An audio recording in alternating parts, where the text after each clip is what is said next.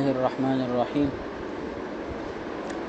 الحمد لله الذي فطر الأنام على ملة الإسلام والاهتداء وجبلهم على الملة الحنيفية السمحة السهلة البيضاء ثم إنهم غشيهم الجهل ووقعوا أسفل السافلين وأدركهم الشقاء فرحمهم ولطف بهم وبعث إليهم الأنبياء ليخرج بهم من الظلمات إلى النور ومن المضيق إلى الفضاء وجعل طاعته منوطة بطاعتهم فيا للفخر والعلا۔ آج سے باقاعدہ کتاب کا آغاز کرتے ہیں۔ حضرت نے اپنی کتاب کا آغاز بسم اللہ اور تحمید اللہ کی حمد و ثناء سے کی ہے، اور اسی کا ہمیں حکم دیا گیا ہے۔ فرماتے ہیں الحمدللہ الذی فطر الانام، تمام تعریفیں اس اللہ کے لیے ہے، الذی فطر الانام، جس نے مخلوقات کو پیدا کیا۔ انام یہ زمینی مخلوق کو کہا جاتا ہے، جیسے قرآن پاک میں ہے والارض وضعها للانام، کہ اللہ نے زمین کو انام کے لیے رکھا ہے، یعنی ان مخلوقات کے لیے جو زمین پر رہتی ہے وہ انام کہلاتے ہیں۔ تو اللہ رب العزت نے زمینی مخلوق بھی پیدا کر دی اور آسمانی مخلوق بھی پیدا کر دی، لیکن ہمارے لیے جو بالمشاہد ہے، ہم جس کو دیکھ رہے ہیں وہ زمینی مخلوق ہے، ہمارا واسطہ ان کے ساتھ بہت زیادہ ہے، اسی بنا پر انہی مخلوق کا تذکرہ کیا۔ آگے جو آسمانی چیزیں ہیں ان کو بھی ذکر کر دیتے ہیں۔ علی ملت الاسلام والاہتداء، ملت اسلام اور راہیابی پر، یعنی اللہ رب العزت نے زمینی مخلوق کو ملت اسلام اور اہتداء پر پیدا کیا۔ ملت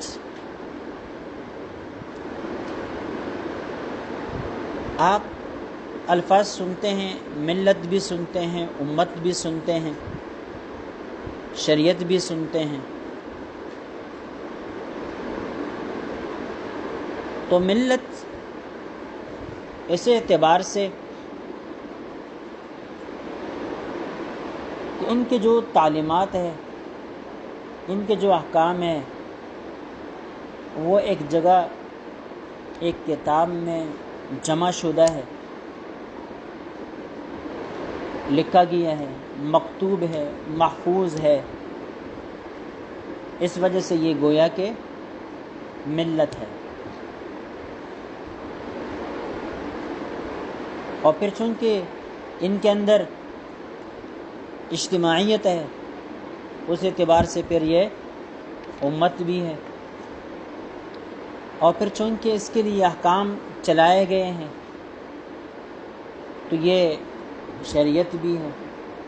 تو اسلام، ملت، شریعت یہ ساری قریب قریب۔ والاہتداء، اہتداء یہ حاصل مصدر ہے۔ ایک ہوتا ہے مصدر، ایک ہوتا ہے حاصل بالمصدر۔ مصدر جس کا اردو ترجمہ کرتے وقت اردو میں لفظ نہ آخر میں آتا ہے، جیسے کرنا، چلنا، پھرنا، یہ سارے مصادر ہیں۔ اور کبھی کبھی ان مصادر کا جو نتیجہ ہوتا ہے اس نتیجے کے اوپر بھی مصدر کا اطلاق ہوتا ہے، اس کو حاصل بالمصدر کہتے ہیں۔ جیسے کہ دیکھیں صلاۃ کا ایک معنی اور مفہوم فعل الصلاۃ ہے، یعنی آپ نماز جو ادا کرتے ہیں، قیام کرتے ہیں، رکوع کرتے ہیں، سجدہ کرتے ہیں، یہ صلاۃ مصدری معنی کے اعتبار سے۔ اور دوسری صلاۃ وہ جو قیام، رکوع، سجود اور قعود سے مرکب ہے، اس کی ہیئت، اس کی جو صورت، وہ بھی صلاۃ ہے۔ تو پہلے والا معنی جو ہے وہ مصدری معنی ہے، اور دوسرا والا معنی جو ہے وہ حاصل بالمصدر ہے، وہ حاصل بالمصدر ہے۔ تو اہتداء یہ مصدر ہے۔ اہتداء کا مطلب ہے راہ پانا، ہدایت پانا۔ جیسے کہ ہم دعا کرتے ہیں اللہم اہدنا واہدی بنا، ٹھیک ہے؟ اس طرح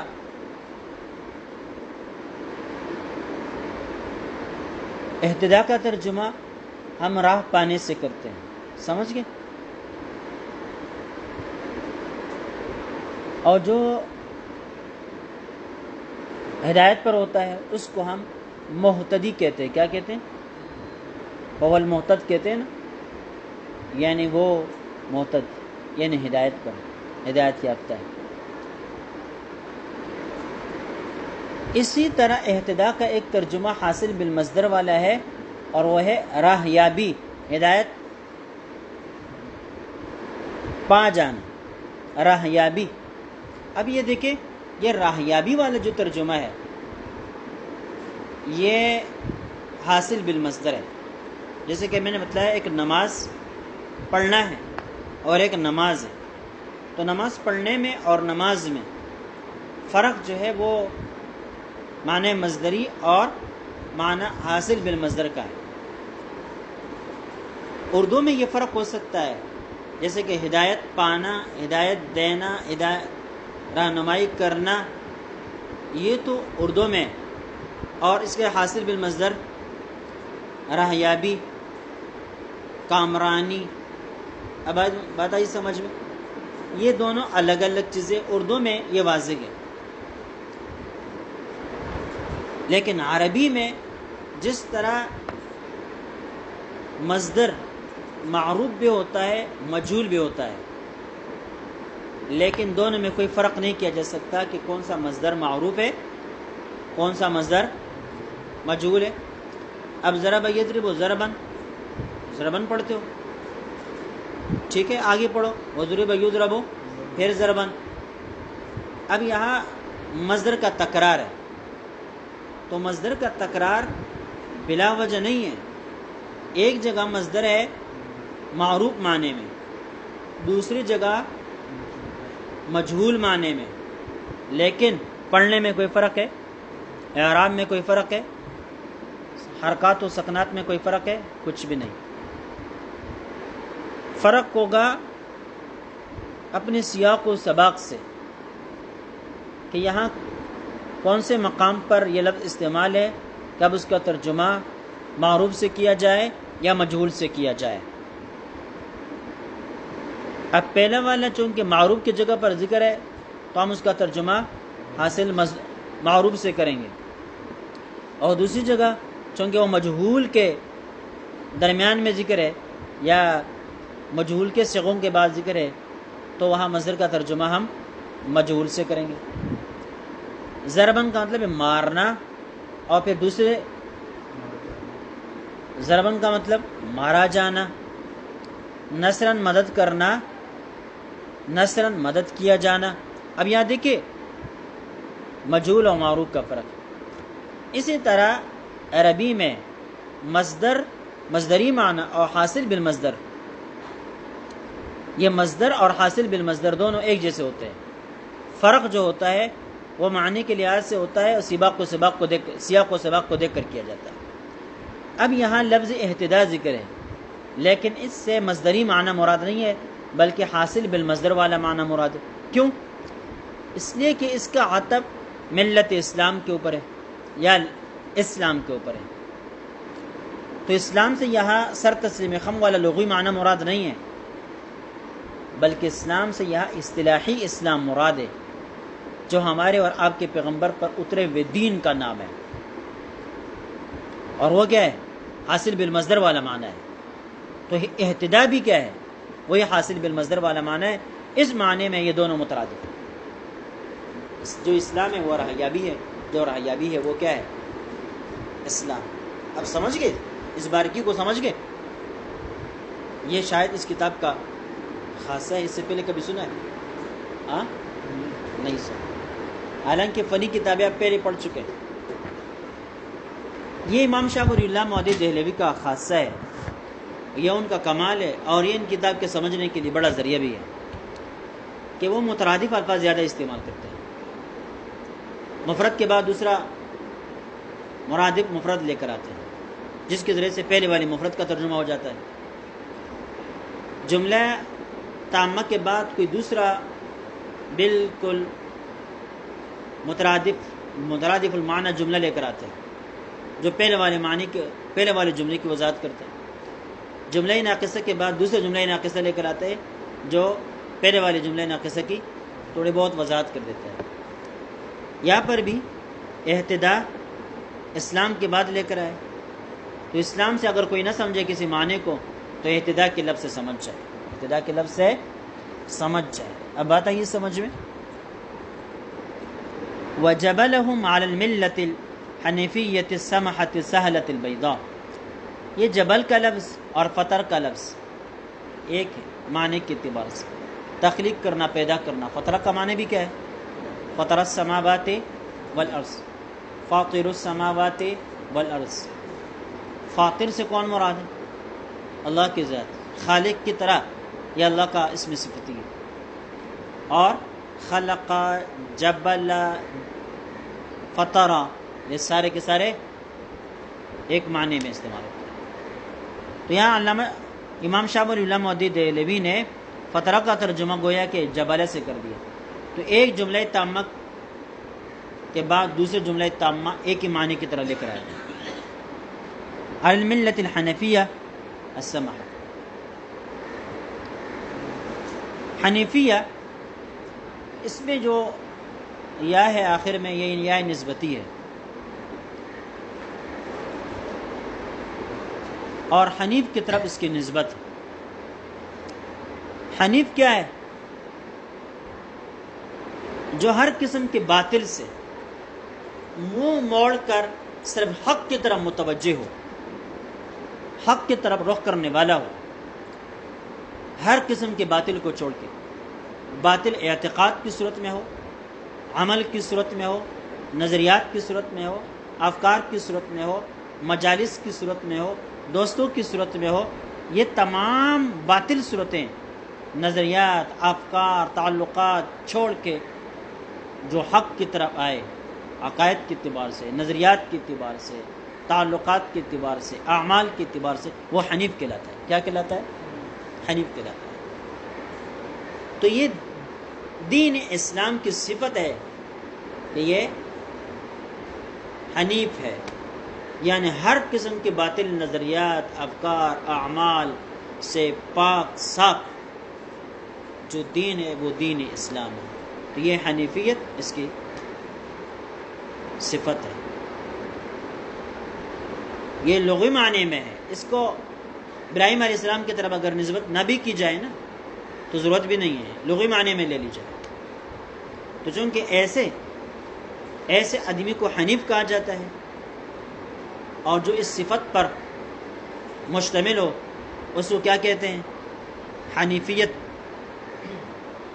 پر جو ہے گامزن آدمی.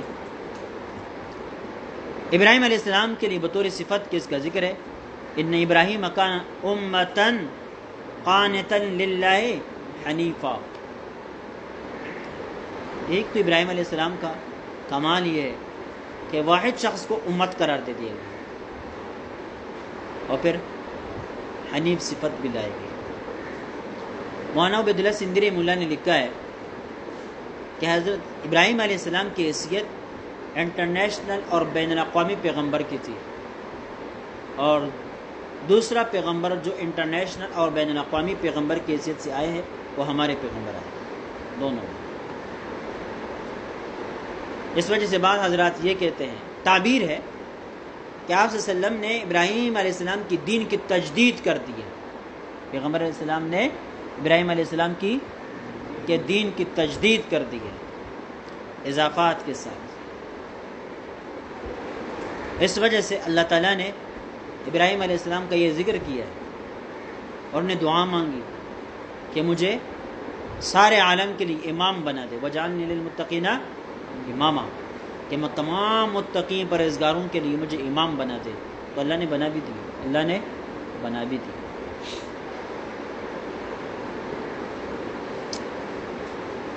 اللہ.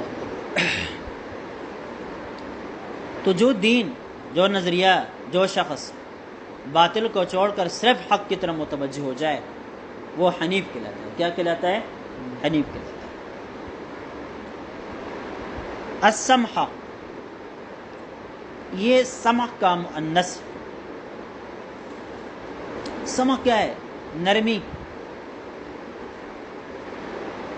یہاں یہ دین کی صفت کے طور پر ذکر ہے، اسلام کی صفت کے طور پر ذکر ہے کہ یہ دین سمح ہے، یہ شریعت سمحہ ہے، یہ ملت سمحہ ہے. یعنی اس کے اندر فکری سادگی ہے، فکری سادگی ہے، ہر ایک کے سمجھنے میں آنے والی ہے. تعلیمات اتنی آسان ہے، اتنی آسان ہے کہ زیادہ غور و فکر کرنے کی کوئی ضرورت نہیں ہے. یہی وجہ ہے کہ اسلام عالم کو، دیہاتی کو، فلسفی کو، ڈاکٹر کو، انجینئر کو، سائنسدان کو، سیاستدان کو، دیہاتوں کے اندر رہنے والے گنواروں کو اور شہروں کے اندر رہنے والے بڑے چالاک و طرار قسم کے لوگوں کو یکساں مخاطب کرتا ہے. یکساں مخاطب، کوئی فرق نہیں کرتا کہ ڈاکٹر کو اور حکم دے دیا جائے، سائنسدان کو اور حکم دے دیا جائے، سیاستدان کو اور حکم دے دیا جائے، اور دیہات کے گنواروں کو اور حکم دے دیا جائے. نماز کا وقت ہے، اور ڈاکٹر سے کہا جاتا ہے کہ آپ نے ڈاکٹری ایک طرف پر، سائنسدان ہو تو سیاست ایک طرف پر، سائنسدان ہو تو سائنس ایک طرف پر، سیاستدان ہو تو سیاست ایک طرف پر، جج اور منصف ہو تو ججمنٹ اور اپنے انصاف ایک طرف پر. اب کیا ہے؟ نماز کا. روزہ آ جائے تو پھر روزہ، حج کی فرضیت ہو جائے تو پھر سارے کام چھوڑ کے کیا ہے؟ اس حوالے سے تمام انسان یکساں ہے، کوئی فرق نہیں رکھا. یہی ہے سمحہ، فکری سادگی، غور و فکر کرنے کی اتنی زیادہ ضرورت نہیں. السہلہ، سہلہ، یہ بھی سہل کس سے؟ سہل سے. سہل آسان کو کہتے ہیں. تو دین سہلہ، یہ شریعت کی ایک صفت سہل ہے. ملت سہلت، شریعت سہلت. پھر سمحہ اور سہلہ میں کیا فرق؟ سہلہ کہتے ہیں جو عمل کے اعتبار سے آسان. کس کے اعتبار سے آسان؟ عمل کے اعتبار سے آسان، کوئی رکاوٹیں نہیں. جتنے کام، جتنی تکاوٹیں، مشقتیں دیگر ادیان والے برداشت کرتے ہیں، مسلمان اتنے برداشت. مسلمان کو کیا ہے؟ 5 وقت نماز ہے، عقیدہ کی درستگی ہے، ایک مرتبہ درست ہو جائے تو درست ہو گیا.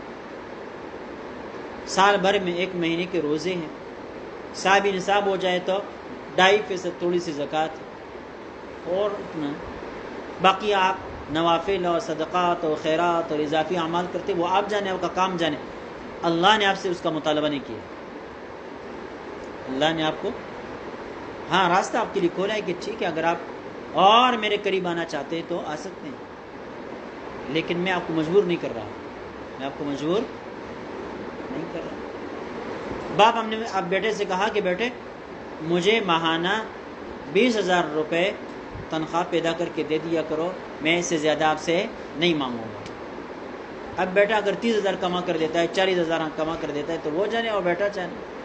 باپ تو کہے کہ بیٹا ٹھیک ہے مجھے تو 20,000 چاہیے، وہ آپ لا کر دے رہے. اس کے بعد اگر آپ 21 دے رہے، 22 دے رہے، وہ تو آپ کی اپنا فائدہ ہے، اور جتنے آپ زیادہ مجھے دیں گے اتنے زیادہ شاید مجھے دل سے آپ کے لیے دعائیں نکلیں گی اور رضا آپ کو نصیب ہوگی. بات آئیے سمجھے، میری خوشی ہوگی تو میں آپ کو اور قریب کرتا چلا جاؤں گا. جتنا آپ میرا خیال رکھتے، ہو سکتا ہے کہ میں اس سے زیادہ آپ کا خیال رکھوں، جو مجھ سے ہو سکے تو، جو مجھ سے ہو سکے تو بہرحال تو سہلہ کیا ہے؟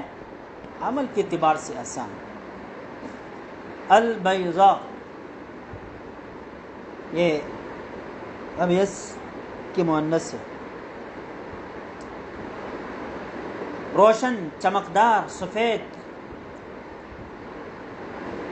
اتنی آسان ہے، اتنا روشن ہے، اتنی جلی ہے کہ لائٹ جلا جلا کر ان کو دیکھنے کی ضرورت نہیں ہوتی، خود جلتی ہوئی دکھائی دیتی ہے، خود جلتی ہوئی دکھائی دیتی ہے۔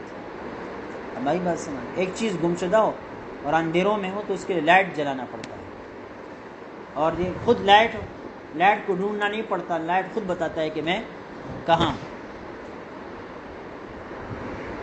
دنیا میں جو مخلوقات ہیں نا، سب سے زیادہ تیز رفتار چیز دنیا کے اندر وہ کیا ہے؟ روشنی کی رفتار ہے، روشنی کی رفتار ہے۔ ایک منٹ میں پوری دنیا سے 4 مرتبہ چکر کاٹ سکتی ہے، اتنی تیز رفتار پوری کائنات سے۔ لیکن یہ فلسفی حضرات کہتے ہیں نا، جو بگ بینگ کے عقیدے کے جو قائل لوگ ہیں، وہ کہتے ہیں کہ کائنات کے اندر پھیلاؤ وسعت ہوتی چلی جاتی ہے،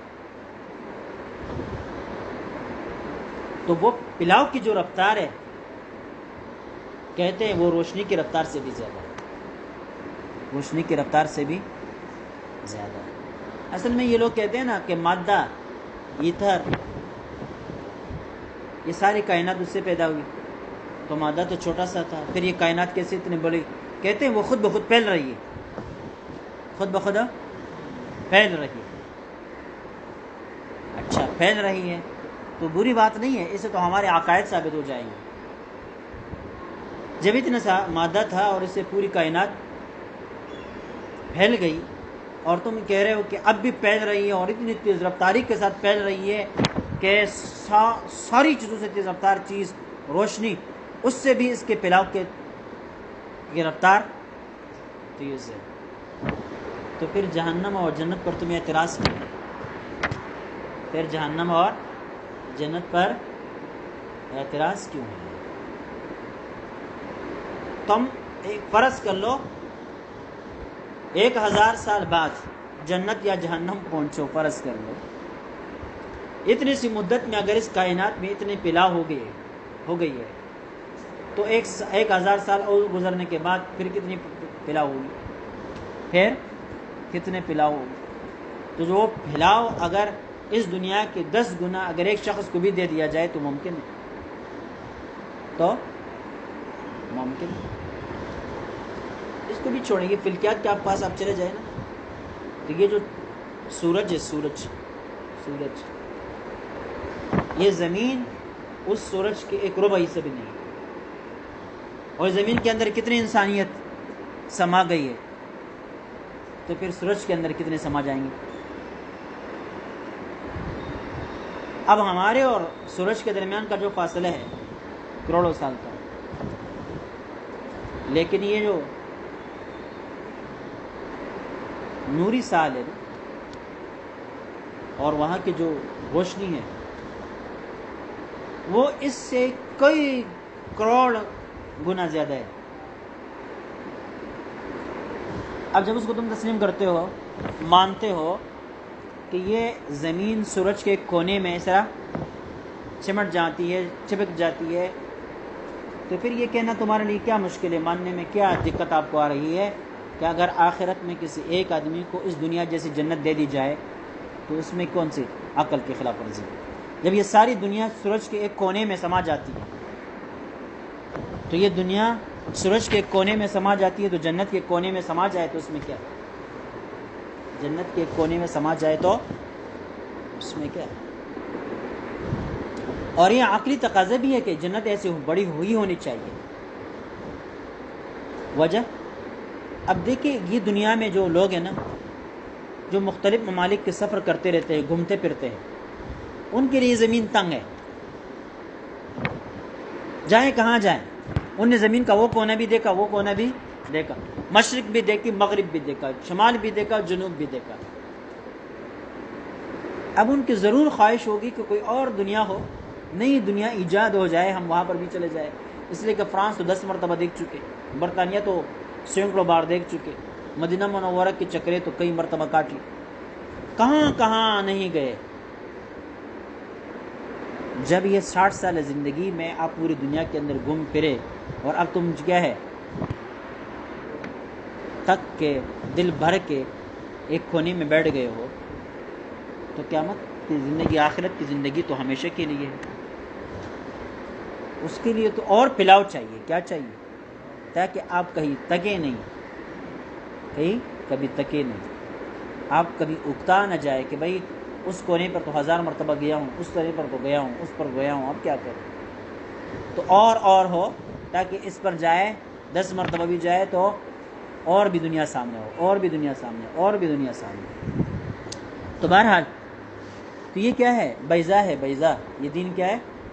شریعت بیضا ہے, روشن ہے, اجلی ہے, صاف ستھری ہے. تعلیمات کے اندر فکری سادگی بھی ہے, عملی سادگی بھی ہے, اور زیادہ غور و فکر کرنے کی ضرورت بھی نہیں ہے. ثم انہم غشیہم الجہل. پھر کیا ہو گیا؟ پھر اب دیکھیں, ملت اسلام پر لوگوں کو پیدا کر دیا نا, علی ملت الاسلام کہا نا, تو انسان کی فطرت یہ ملت اسلام. فطرت اللہ الذی فطر الناس علیہ, وہ جس کے اوپر انسان کی تخلیق ہوئی وہ اسلام ہے. اب اسلام کیوں ہے؟ دیکھیں, وَإِذْ أَخَذَ رَبُّكَ مِن بَنِي آدَمَ مِن ظُهُورِهِمْ ذُرِّيَّتَهُمْ وَأَشْهَدَهُمْ عَلَىٰ أَنفُسِهِمْ أَلَسْتُ بِرَبِّكُمْ قَالُوا بَلَىٰ. عالم ذریات میں اللہ رب العزت نے انسانیت کو دنیا میں اس شکل و صورت میں بھیجنے سے پہلے عالم ذریات میں اس کو جمع کیا, اور وہاں اس سے اپنی توحید کا اقرار کروایا, اور انہوں نے کیا بھی. الستُ بربکم, کیا میں تمہارا رب نہیں ہوں؟ ساری انسانوں نے خود کہا بلا, مجبوری کا مسئلہ نہیں, بلکہ کیا ہے؟ اعتراف ہے, خود اپنی خواہش سے, اپنی رضا سے. اب انسان کی جب تخلیق ہوتی ہے اسی فطرت پر ہوتی ہے, وہ فطرت کیا ہے؟ اسلام. اس وجہ سے قرآن پاک حدیث میں کیا ہے؟ کل مولود یولد علی الفطرہ فابواہ یہودانہ او ینصرانہ او یمجسہ. والدین اب ان کو نصرانی یا عیسائی یا مجوسی یا یہودی بناتے ہیں. تو بھائی والدین نے یہودی بنایا, پہلے سے کیا تھا؟ والدین نے عیسائی بنایا تو پہلے سے کیا تھا؟ والدین نے اس کو مجوسی بنایا, ملحد بنایا تو پہلے سے کیا تھا؟ پہلے وہ مسلمان تھا. پہلے وہ کیا تھا؟ مسلمان تھا. اب آئی بات سمجھ. تو علی ملت الاسلام کہہ کر اس بات کی طرف اشارہ کر دیا. تو جب یہ ملت اسلام پر تھا نا, تو پھر تو ہونا چاہیے کہ سارے لوگ ہدایت پر ہو. تو پھر یہ جہل, یہ کفر کہاں سے آ گیا؟ تو کہتے ہیں ثم انہم غشیہم الجہل. پھر جہل نے ان لوگوں کو ڈانپ لیا, چاروں طرف سے جہل ان کے اوپر غالب آ گئی. ڈانپنا غشیت کسے کہتے ہیں؟ چاروں طرف سے. فلما تغشاہم, ہے نا, کہ چاروں طرف سے ایک چیز آپ کو گھیرے میں لے لے, تو اس کو کیا کہتے ہیں؟ غشیت کہتے ہیں. وہ جو حدیث ہے نا کہ جہاں ذکر ہوتا ہے غشیت ہم اور ملائکہ, فرشتے اس مجلس کو ڈانپ لیتے, چاروں طرف ارد گرد بیٹھ جاتے ہیں. اب آئی بس. تو غشیہ کا مطلب کیا ہے؟ ڈانپ لیتے. پتہ چلا کہ اسلام کا مد مقابل جہل ہے. کیا ہے؟ اسلام کا ٹکراؤ کس کے ساتھ ہے؟ کفر جہل کا نتیجہ ہے, الحاد جہل کا نتیجہ ہے, اسلام سے بغاوت جہل کا نتیجہ ہے. اسلام نور ہے, اسلام علم ہے, اور کفر جہل ہے, ضلالت جہل ہے, اور الحاد جہل ہے. اسلام کے مقابل ہر چیز جہل ہے. تو اسلام کا اصل مقابلہ کس کے ساتھ ہے؟ جہالت. جہالت کا خاتمہ کر دو, خود بخود ہدایت پلے گی. جہالت کا خاتمہ کر دو، ہدایت پھیل جائے گی. اس وجہ سے ہم کہتے ہیں دعوت دو، تبلیغ کو عام کرو، مدارس کو عام کرو، قرآن پاک کے دروس کو عام کرو، تاکہ جہالت کا خاتمہ ہو جائے. تو پھر لوگ خود بخود راہ راستے کی طرف آئیں گے. اب مشغلیں جلائیں، لوگ خود بخود اس سے راستے پکڑتے رہیں گے، لیتے رہیں گے، روشنی حاصل کرتے رہیں گے. لیکن جب آپ نے مشغلیں جلائی نہیں ہیں تو پھر کیا ہوگا؟ اندھیرے ہوں گے. مشعلیں جلانے کے لیے محنت کی ضرورت پڑتی ہے اور اندھیرے پلانے کے لیے محنت کی ضرورت نہیں پڑتی. روشنی لانے کے لیے سورج کو نکلنا پڑتا ہے، لیکن اندھیرا لانے کے لیے سورج کو کچھ کرنا نہیں پڑتا، بلکہ جب وہ خود ہٹ جاتا ہے تو اندھیرا چھا جاتا ہے. اس کے لیے کوئی اور چھت ڈالنی نہیں پڑتی. تو کیا ہے؟ جہل اندھیرا ہے. تو پہلے روشنی میں تھے، پھر ان لوگوں نے کیا کیا؟ روشنی جو علم تھا اس علم کو ان لوگوں نے چھوڑا، تو خود بخود جہالت نے، جہل نے اور ضلالت نے، گمراہی نے ان کو اپنی لپیٹ میں لے لیا. وَوَقَعُوا أَسْفَلَ السَّافِلِينَ. اس وجہ سے ہمارا اسلام جو ہے نا یہ علم ہے. علم. مولانا عبدالفتاح غدر رحمہ اللہ نے ایک کتاب لکھی ہے، الرسول المعلم. الرسول المعلم کمال کی کتاب ہے، آپ اس کو پڑھیں. اس کی ابتدا میں انہوں نے دعویٰ قائم کی کہ اسلام اور علم مترادف ہے. مترادف اس لیے کہ اسلام کا آغاز اقرا سے ہے. جو اقرا ہے وہ اسلام ہے، جو اقرا ہے وہ اسلام ہے، اور جو اسلام ہے وہ اقرا. پہلا تعارف جو اسلام کا ہوا دنیا میں اقرا کے لفظ سے ہوا. اب آئی بات سمجھ میں؟ تو تعلیم ہے. تعلیم جہاں علم ہے وہاں دین ہے، وہاں اسلام ہے. جہاں علم نہیں وہاں دین نہیں، وہاں اسلام ہے.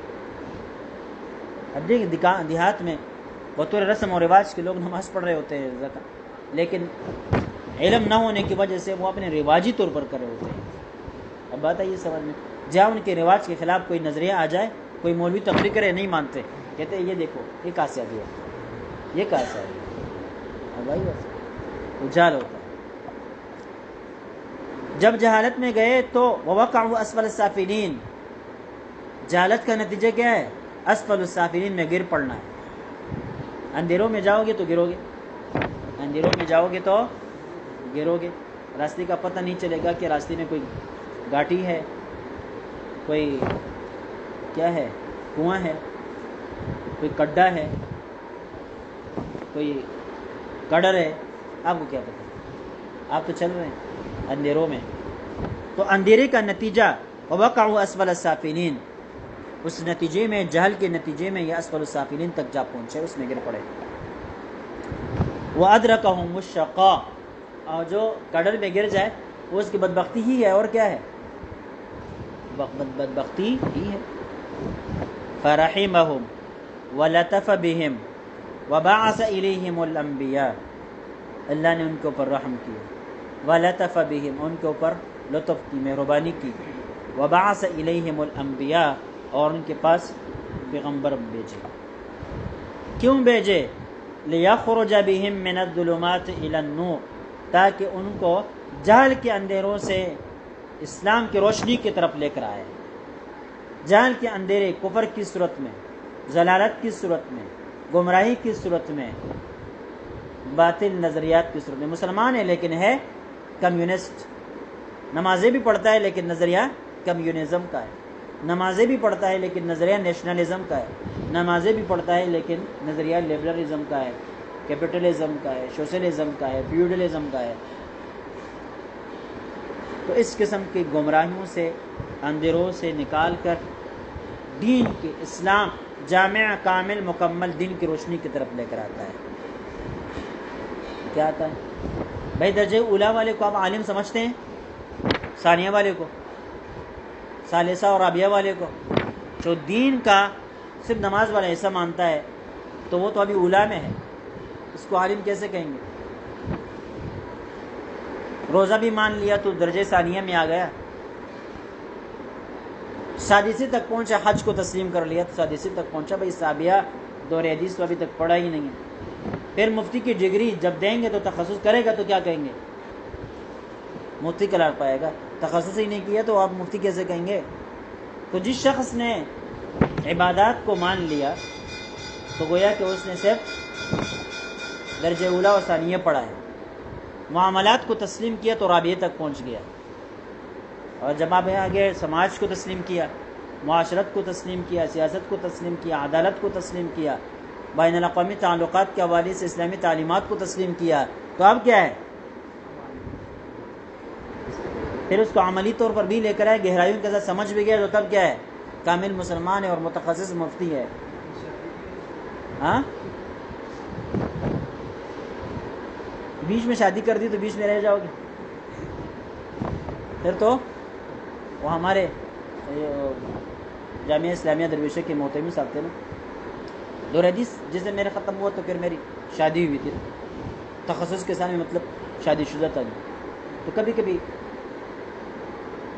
دیر ہو جاتی تو کہتے یہ کنویں والے بلا پر, کنویں والے مصیبت میں گرفتار ہو گیا ہے, کنویں والے مصیبت میں گرفتار ہو گیا. تو یہ وہ تو اگر درمیان میں کریں گے تو پھر کنویں میں گر جائیں گے. پھر قسمت کی بات ہے کہ آپ اٹھ سکے تو قسمت کی بات. بہرحال لیخرج بہم من الظلمات الی النور ومن المزیق الی الفضاء. مزیق کہتے ہیں تنگی کو, فضا کہتے ہیں کھلی کشادہ جگہ کو. جس کے پاس علم نہیں ہوتا نا تو وہ ہمیشہ تنگیوں میں رہتا ہے. ایک شخص کو ضرورت ہے قلم لینے کی, بس آسان سی چیز بتا رہا ہوں, لیکن اس کو یہ پتہ ہی نہیں کہ یہاں کوئی قریب میں دکان ہے. وہ سوچتا رہے گا پین کہاں سے لے, پتہ نہیں یار کہاں ملے گا, کدھر ملے گا, ادھر ملے گا. لیکن ایک شخص کو ہزاروں دکان معلوم ہے, وہ کہتے ہیں اس میں کون سی بات ہے, ادھر جاؤ ادھر جاؤ ادھر جاؤ ادھر جاؤ, ساری دنیا آپ کے لیے کھلی ہوئی ہے. تو اس طرح جس شخص کے پاس علم نہیں ہوتا نا تو وہ یہ سمجھ رہا ہوتا ہے صرف ایک ہی راستہ ہے, بس اس پر جانا ہے, مرنا ہے یا زندہ رہنا ہے, بس ایک ہی راستہ ہے. لیکن جس کے پاس علم ہوتا ہے وہ کہتے ہیں یہ راستہ نہیں, یہ بھی ہے, یہ بھی ہے, یہ بھی ہے, یہ بھی ہے. ادھر ٹریفک جام ہے تو یہاں سے نکلو, ٹریفک جام ہے تو یہاں سے نکلو. اب آئی بات سمجھ میں؟ موٹر سائیکل والوں کو کئی راستے معلوم ہوتے ہیں تو ان کے لیے ان کا کوئی راستہ روک نہیں سکتا. کہتے ہیں ادھر نہیں ادھر سے مڑو, ادھر نہیں تو ادھر سے مڑو. اور پیدل آدمی کا تو کوئی راستہ ہی روک نہیں سکتا. ٹھیک ہے نا؟ اس وجہ سے کہتے ہیں یہ دین جو ہے نا آپ کو مزید تنگی سے کس کی طرف لے کر آتا ہے؟ فضا کی طرف لے کر آتا ہے. علم آپ کو فضا کی طرف, کشادگیوں کی طرف لے کر آتا ہے. لوگ بھی کہتے ہیں نا مولوی جو کرتے ہیں وہ نہ کرے اور جو کہتے ہیں وہ کیا کرے. تو مولوی کرتا کیوں ہے؟ اس لیے کہ اس کے پاس راستے زیادہ ہوتے ہیں. تمہارے پاس ایک ہی راستہ ہے, تم اس پر چل رہے ہو, اور مولوی کے پاس راستے زیادہ ہے, کبھی ادھر چل رہا ہے, کبھی ادھر چل رہا ہے, کبھی ادھر چل رہا ہے. اب بات سمجھ میں آئی نہیں آئی؟ اور تم یہ کہتے ہو کہ یار یہ مولوی گڑبڑ گم گر رہا ہے, لہٰذا اس کے چلنے کے پیچھے نہ چلو, یہ جو کہتا ہے اس کے پیچھے چلو, یہ جو کہتا ہے اس کے پیچھے چلو. پشتو میں کہتے ہیں پخپلہ پہ عملی ہوئی اور ملا بل تک فیصلے کے اور پخپلہ پہ عملی کے. اب بات وجعل طاعته منوطة بطاعتهم. پھر اللہ رب العزت نے یہ پیغمبر جو بھیجے, ان پیغمبروں کے ذریعے سے علم دیا اور تنگیاں ختم کر کے کشادگیوں کی طرف انسان کو لے کر آئے. لیکن کمال کیا کیا؟ وجعل طاعته منوطة بطاعتهم. مقام حیثیت اتنی دے دی کہ اپنی طاعت کو ان کی طاعت کے اندر رکھ دیا. اپنی طاعت کو ان کی طاعت کے اندر. بھئی آپ کسی شخص سے کام لینا چاہتے ہو نا تو پھر اس کو پاور دے دو. کیا دے دو؟ پاور دے دو. جب پاور دو گے تو پھر کام چلے گا. یہ کیا ہے؟ میں نے تو لے لی تھی درخواست لی, تو کون سے میں نے کہا؟ اب آئی بات سمجھ میں؟ پاور دے دو, پاور, تو پھر وہ کام کرے گا. آپ نے مدرسے کا ناظم بنایا ہے لیکن اس کو کہا کہ بھئی آپ اس طالب علم کو سزا نہیں دے سکتے, کسی کو مدرسے سے نکال نہیں سکتے, کسی کو داخلہ نہیں دے سکتے, کسی کو کوئی سزا نہیں دے سکتے, کسی استاد کے بارے میں پوچھ بھی نہیں سکتے. تو وہ ناظم بنے گا, وہ کام کر سکے گا؟ نہیں. اس سے کہا جائے آپ ناظم تعلیمات ہے, فل پاور ہے, جو چاہے کرے, نظام بہتر سے بہتر ہونا چاہیے, بہتر سے میں آپ سے صرف نتیجہ مانگوں گا. کیا مانگوں گا؟ تو اللہ رب العزت نے بھی پیغمبروں کو فل پاور دے کر کیا بنایا؟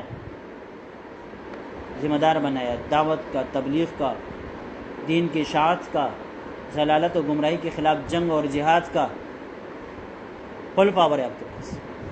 جو لوگ آپ کی بات مانیں گے تو وہ میری بات مانیں گے، جو آپ کی بات نہیں مانیں گے تو میں بھی ان کو نہیں مانتا، ان کو میں بھی نہیں مانتا.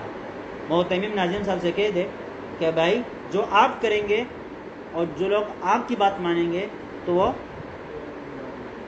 جو آپ کی بات نہیں مانیں گے تو وہ میرے مدرسے کا طالب علم نہیں ہے، اس کو خارج کر دیا جائے، اس کو خارج کر دیا جائے. آپ کو پورا اختیار ہے. تو پیغمبروں کو یہ مقام اللہ نے دیا تو پھر ان سے کام لیا، ان نے پھر کیا بھی کام. تو کیا کہتے؟ وَجَعَلَ طَاعَتَهُ، اللہ نے اپنی طاعت کو بنایا منوطتاً. کیا منوط کا مطلب ہے باندھا ہوا. اناتا، ناتا ینوتو کا مطلب ہوتا ہے، یا ناتا ینوتو کا مطلب ہوتا ہے باندھنا. تو اللہ تعالیٰ نے اپنی طاعت کو باندھ دیا. کس کے ساتھ؟ بطاعتہم، پیغمبروں کی طاعت کے ساتھ. میری طاعت تب ہوگی جب پیغمبر کی طاعت ہوگی، پیغمبر کی طاعت نہیں ہوگی تو میری طاعت بھی نہیں. قرآن نے کیا ذکر کیا؟ ان کنتم تحبون اللہ فاتبعونی یحببکم اللہ. میری اتباع کرنا چاہتے ہو تو میری اتباع سے پہلے پیغمبر کی اتباع کرو، خود بخود میری اتباع ہو جائے گی. اب بھائی بس ایک ہی راستہ ہے آپ کے پاس. قرآن نے کہیں یہ نہیں کہا کہ اللہ کی اطاعت میں پیغمبر کی اطاعت ہے، لیکن پیغمبر کی اطاعت میں اللہ کی اطاعت ہے. قرآن نے ذکر کیا ہے من یطیع الرسول فقد اطاع اللہ. لیکن کہیں یہ ہے کہ من یطیع اللہ فقد اطاع الرسول؟ کہیں.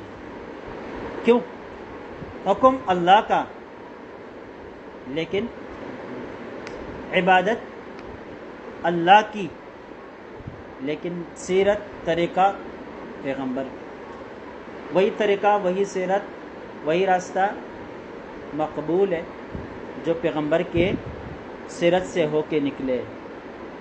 سانچہ وہی ہے، سانچہ وہی ہے. اور جو اس سانچے سے ہٹ کر کوئی دوسرا، ایک شخص سے اس کو کہا کہ بلاک بنا دو اس سانچے پر، وہ ہاتھوں سے بنانے لگ گیا. تو آپ قبول کریں گے بھائی یار یہ کیا، میں نے آپ کو یہ سانچہ دی ہے؟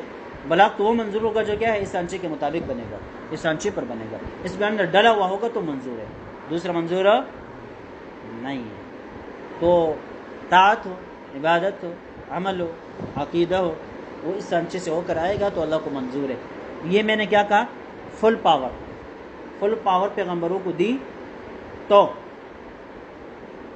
انہوں نے کام بھی کیا. یہ اس سے قاعدہ نکلتا ہے، آپ جس سے بھی کام لینا چاہتے ہیں اس کو طاقت دو، اس کو اہمیت دو، اس کو ایک مقام لوگوں کے دلوں کے اندر بٹھا دو، تو پھر وہ کام کرے گا، اپنے آپ کو تھکائے گا اور نتیجہ بھی بہتر ہوگا. لیکن اس کو باندھ کے رکھ دیا ہے.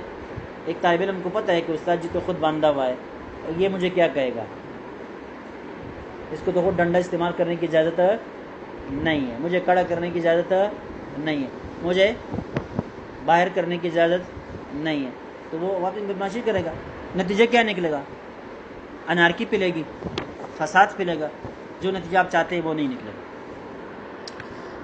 اللہ اکبر کبیرہ.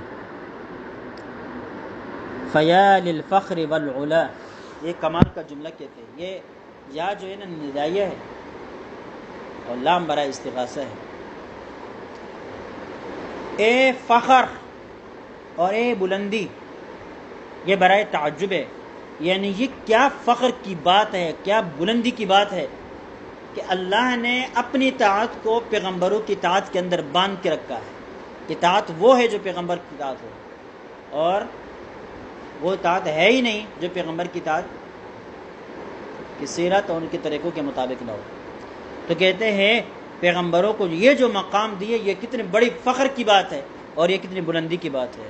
اس سے بڑھ کر ہو کر بلندی ہو ہی نہیں سکتی. اب بات ہے یہ سمجھ میں چلے یار یہاں تک.